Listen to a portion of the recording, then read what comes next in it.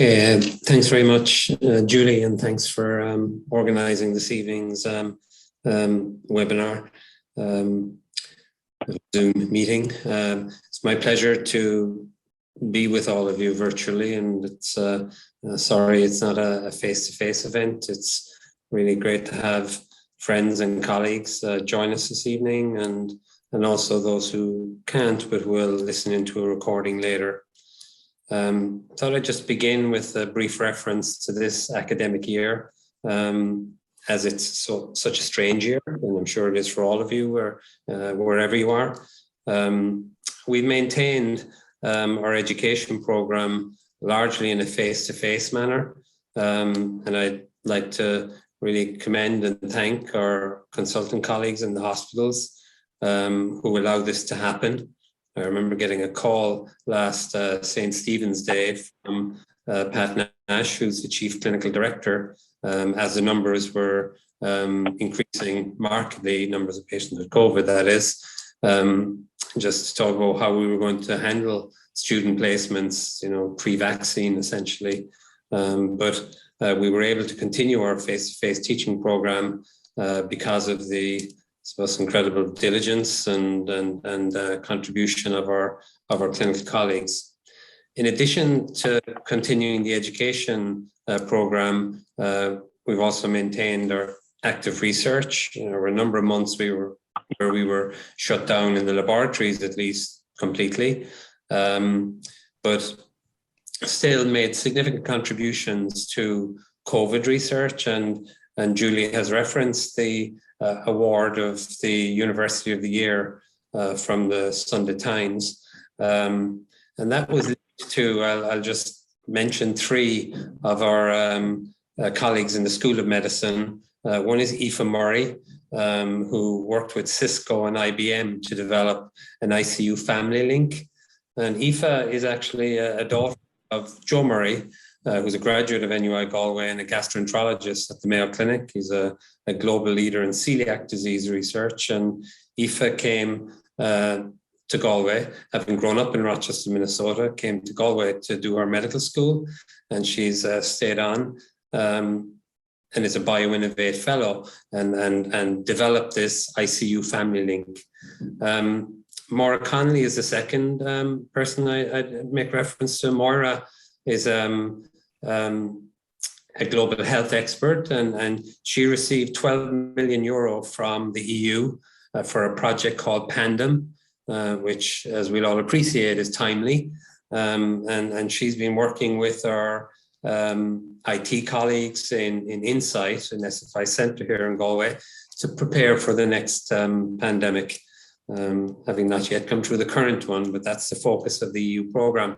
And then thirdly, Barbara McNicholas, who's an ICU physician and a nephrologist, and she worked with colleagues across 6 other countries working on a research project on awake proning and the benefit of awake proning. It was published recently in Lancet Respiratory Medicine. So those three colleagues in the School of Medicine were a large part of why we won University of the Year. As I come to the end of my 8 years as Dean of the College of Medicine, Nursing and Health Sciences, and the end of my 21st year here in Galway, I just have maybe 3 brief reflections of change that's happened over that time. And the first one is in infrastructure. And of course, the infrastructural developments in NUI Galway, as across the Irish university sector, have been very significant in over these years. They involve funding from government, funding from philanthropy, and funding from the university, and include the Lamb Institute for Translational Medicine, the Clinical Research Facility, the Biomedical Science Building, the Human Biology Building, and construction of academies in each of our affiliated hospitals in the West-Northwest region. A second area that I comment on are partnerships with CELTA. So CELTA is the West-Northwest Health Service region, and we initially established a Western Region Education Network where we collaborated with our consultant colleagues in Letterkenny, Sligo, Ballinasloe, Castlebar, Roscommon, and here in Galway.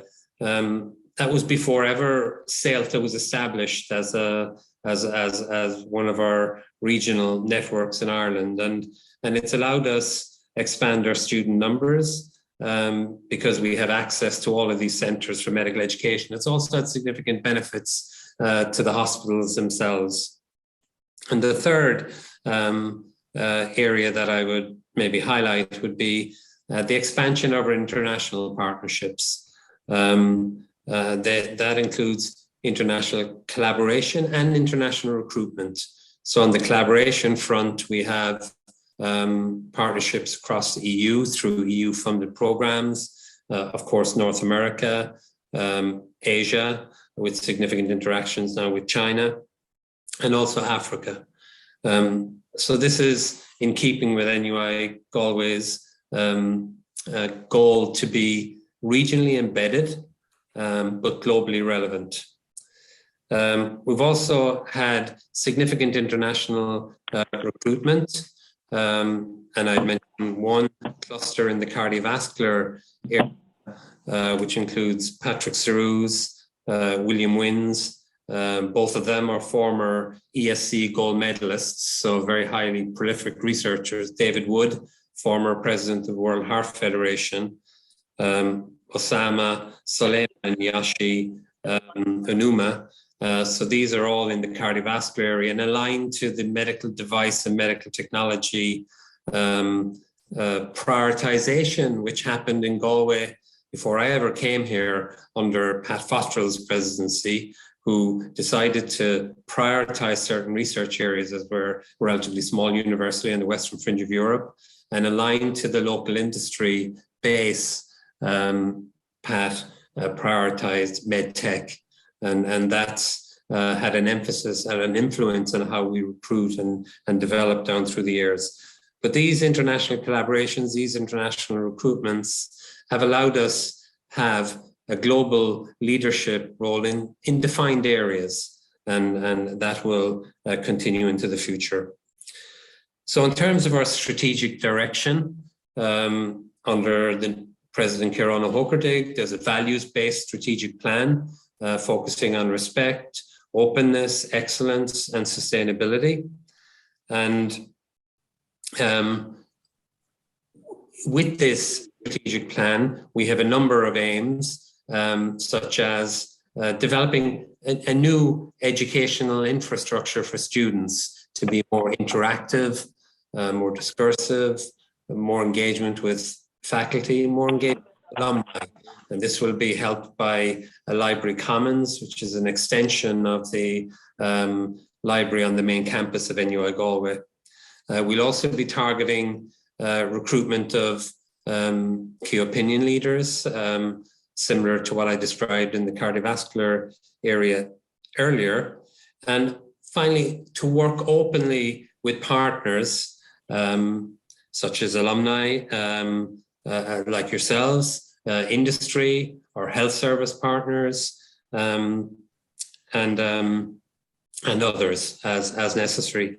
And in essence, the university has therefore embarked on a campaign to bring the vision to life, bringing people together using the term MEHL, which is bringing people together, bringing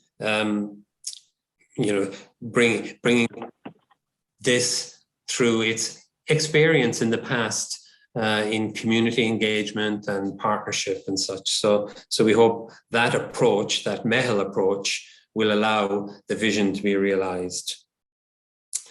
I'd like to finish now by introducing my friend and colleague, Professor Martin O'Donnell. So Martin is the incoming Dean of the College of Medicine, Nursing and Health Sciences. And as Julie has mentioned, Professor Larry Egan has now started as head of the School of Medicine. Martin is a world-recognized clinician investigator. And maybe in US terminology, he'd be viewed as a triple threat, an outstanding clinician in elderly care medicine, with a special interest in stroke, a research program.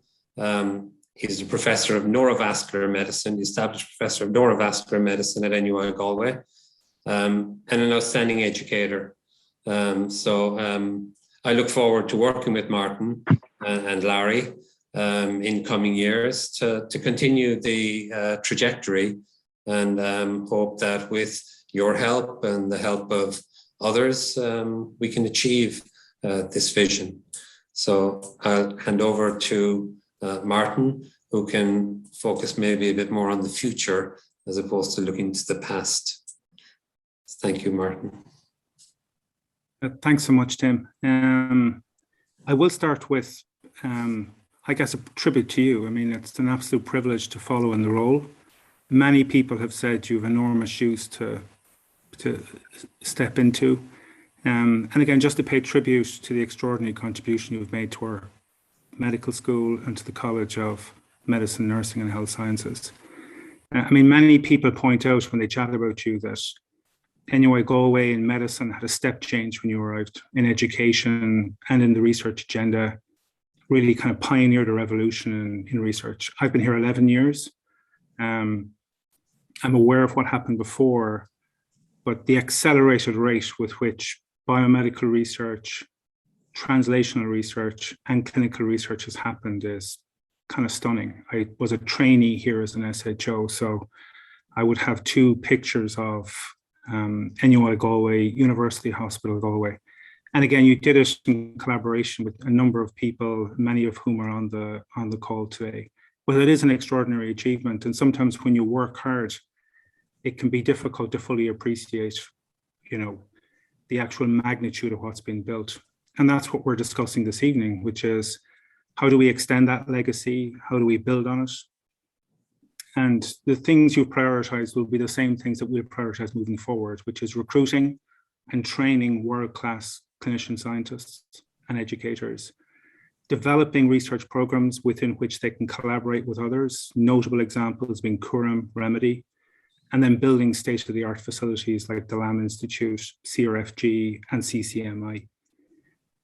But importantly, as well as creating a culture and environment that's centered around an ethos of research and innovation, a commitment to equality, diversity, and inclusion, and in tandem with this, the advancement of the core values that underpin our university, and also the establishment of the Athena Swan agenda. In looking to the future, a key mandate will be to amplify our existing areas of strength. And one of the items that the foundation are championing, which was the result of consultation within our college, were the two key academic positions as Chair of Medical Technologies and Chair of Translational Regenerative Medicine. And this is to expand and amplify two areas for which our university, our college, our community are known to represent world-leading profiles in. We've made huge contributions in these areas, and we'd like to build upon that further to further establish new areas of research within these. The focus of any medical school university is our students, because they are the clinicians of the future, the medical doctors of the future. And I guess with alumni, we're looking to students of the past to support the development of an environment for the students of the future, the current students and future physicians. A key part of that will be the environment within which they train. And a key deficit we would see in our institution with the expansion in numbers would be that we need better facilities within which medical students can train. We've seen notable developments around simulation, but we'd like to extend that further with further investment in a medical education centre. Aligned with that is, in training the next generation of students, part of the mandate of these two chairs is that students today, the work environment they'll be facing is very different to the ones many of us have faced. They'll have to integrate bedside technologies with holistic care of patients.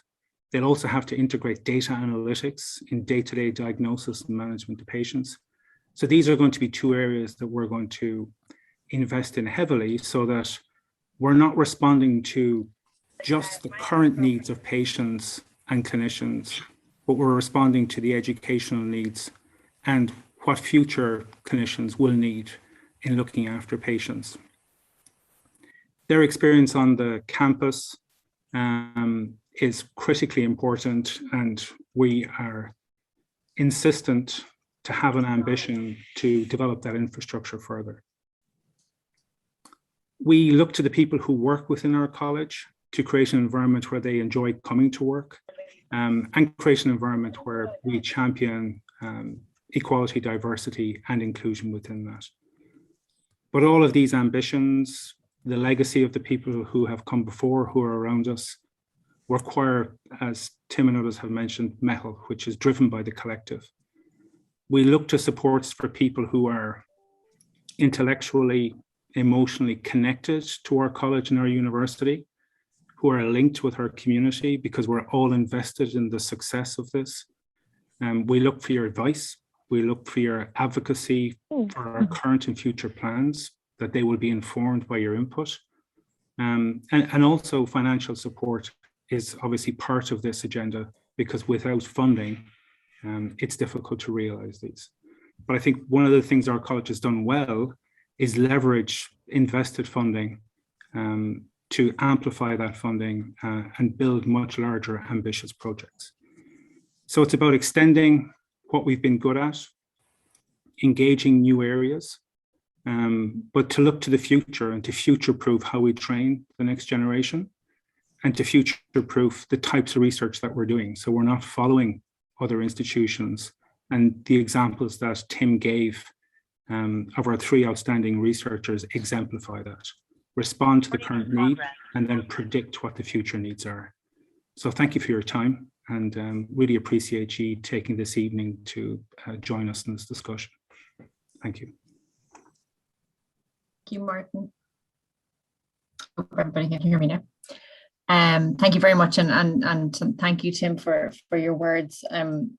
I suppose what strikes me, so the theme that comes across so strongly is that partnership piece. The partnership piece Tim talked about, the work with the CELTA group and embedding the university right across the region.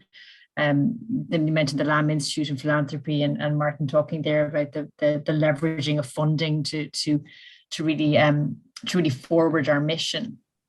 And I think the community around your college is so strong, and it's so great to have everybody on the call this evening from your alumni group, and also the members of the Carb Medical Network who have supported both the translational research facility through the capital development of that, but also research within your own college as well. So we very much look forward to working with everybody on this call, and indeed all of the alumni of the college, and helping us to realize our ambitions for the future, with the two chairs that Martin spoke about for the college, but also the medical school, and indeed many other projects that we have within our campaign.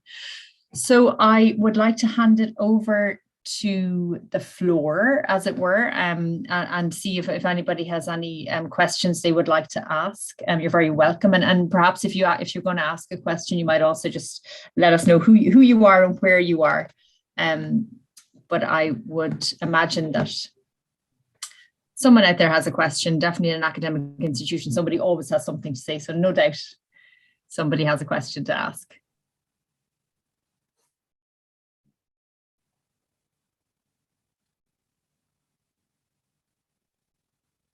They can't leave us hanging.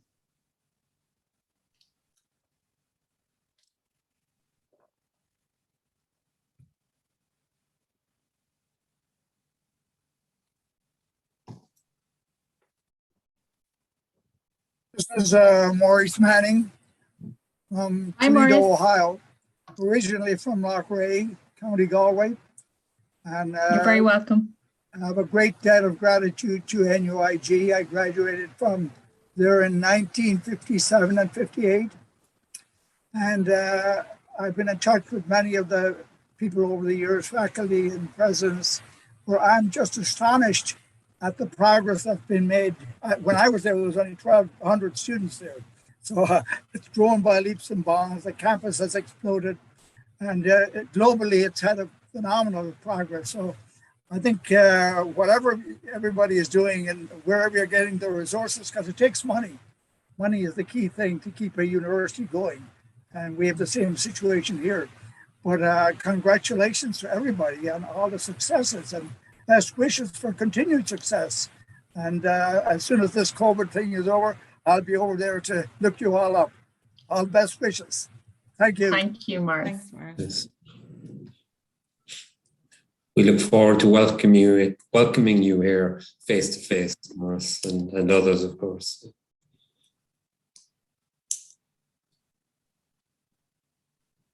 I'll say hello. Please. I'm Mary. I'm calling from Connecticut, and I graduated there in '87. And my son is actually a medical student there now. Wow. Oh, wow. Yeah, so I have a vested interest because I'm an alumnus and I have a student there. At the moment, he's in second med. Brilliant. Thank you so much, Mary. And he's having a great time. Absolutely loves it. Oh, great. It's an interesting We're link looking to- after him. Yeah, I'm just thinking like Joe Murray and Aoife Murray, who I alluded to earlier. Joe was an alumnus of NUI Galway and is at the Mayo Clinic for the last 30 or 35 years. But his daughter came here and she did her medicine, and she's working with Martin, and Martin's probably one of her mentors at that. I think she wants to do elderly care medicine in the long term, but she's decided to stay on here, and she was the one who got this. She actually, I didn't mention, she got an impact award from Knowledge Transfer Ireland for the work on the ICU Family Link. And I didn't mention in relation to Martin, his mentorship capacity. He's now got quite a few of his mentees here as academics, back here as academics, like Andrew Smith and Emer McGrath came back from Mass General recently. So it's interesting to hear, Mary, about you and your son here in Galway, a bit like Joe and Aoife. Yeah, Aoife's fabulous, fabulous trainee.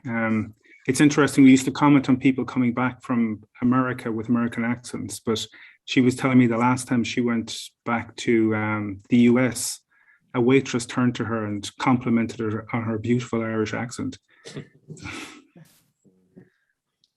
Trying his best. So took a path which brought her here shortly after high school. So she didn't do, college and medicine as would have happened if she did it in the US. So she in 6 years rather than the 8 years it would have required. I don't know how much that went into her thinking, but I know her parents, because I lived in Rochester for 11 years. I know they never thought she would stay here. They thought they'd have her back in Rochester, Minnesota, but she hasn't escaped Martin's clutches yet. Can I just say congratulations to Tim on fantastic service to the university and to the hospital over the last 8 years. Tim, you've been absolutely brilliant. I think your reputation preceded you and you certainly enhanced it over the last couple of years. Sterling work. And Martin, I know Martin since he was an intern, and I'm sure he's going to follow in your footsteps. He's going to be absolutely brilliant. He's got a long and glorious pedigree. He worked with some of the greats. I won't say who they are, Martin. You know who they are. But I'm sure you're going to be a great success, and I wish you all the best. And it's been a pleasure working in Galway. I'm like you guys. I'm a bit of a blow-in as well, but I've really enjoyed it. I must say it's a great city, and where we all live and work. And I think it's got better as the years have gone by. So well done, both of you. Also, thank you, Jack, and along with all of our consultant colleagues. For those of you who don't know, Jack's a plastic surgeon here in Galway, and this is how we teach our students. In setting up our network through the West Northwest, and when we were talking about designing a curriculum, we felt that bedside-based, consultant-led teaching is the best way to deliver medical education, and I think that's something that I hope Mary's son and Aoife would have experienced. So thank you. Well done. Thanks very much, Jack. And I train with Jack's uncle, so we have a multi-generational Jack Kelly connection. Yeah, and We I think won't hold that against you, actually. and certainly I think we have a community of like clinician researchers coming from many different aspects. We don't always agree, but we always get on. And, I think this kind of exemplifies a really strong collaborative environment. We get more done in the academic agenda because we work so well together than many other institutions, I'm sure.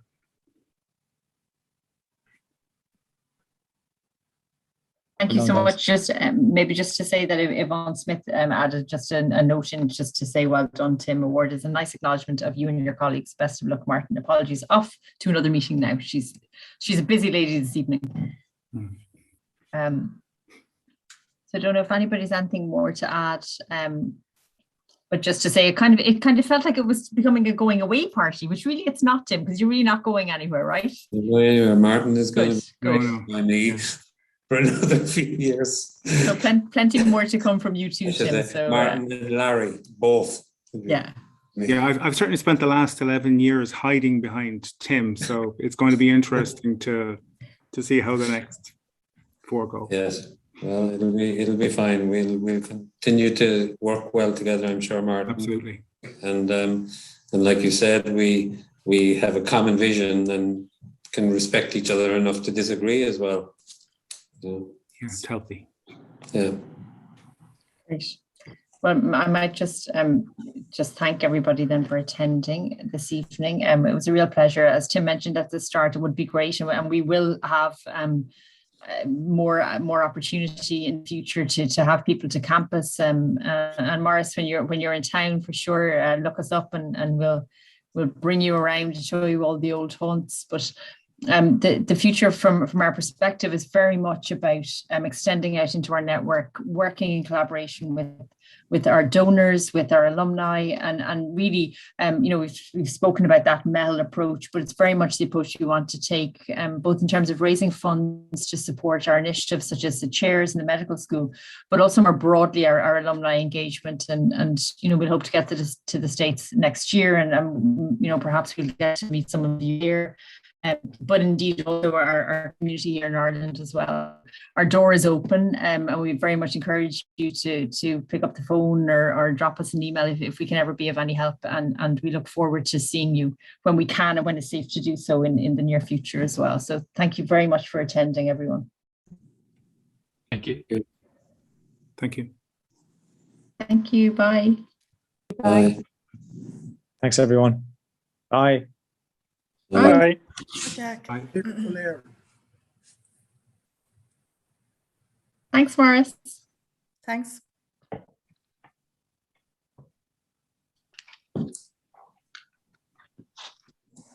Good job, Tim. Thanks, Keep up the good Margaret. work.